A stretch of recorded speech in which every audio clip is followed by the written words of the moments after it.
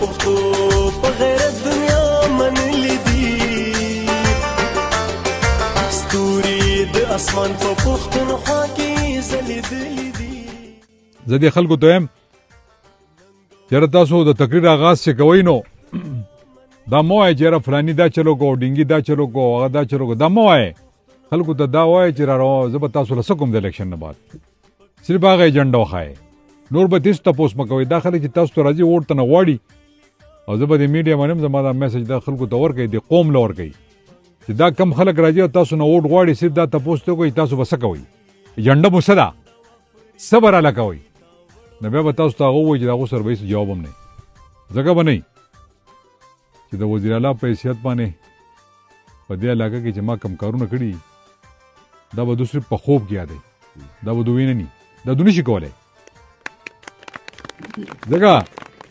چې دې دپاره ویل پکار دی دې دپاره حوصله پکار ده دې دپاره ټایم دې ته ورکول غواړي دا څلور نیم کاله چې زه وزیر اعلی پاتې شوی نو ما به تاسو به زه ډېر کم دلته لیدلی یم وجه دا وه چې یا به تاسو راتلم ستاسو منځ کې به کېناستم او یا به دې علاقې له ترقۍ هغه یو کم دور چې موږ شروع کړی دی هغه به مو سر ته رسو د دواړه کارونه نه کېدل چې یا زه دلته راغلی وی ناست وی او یا ما هلته کې دا کارونه تاسو له کولی دواړه نه کېدل نو ما د هغې نه بهتره دا وګڼله چې دا خو زموږ خلک دی زما قوم دی موږ د دې قوم یو دا قوم زموږ دی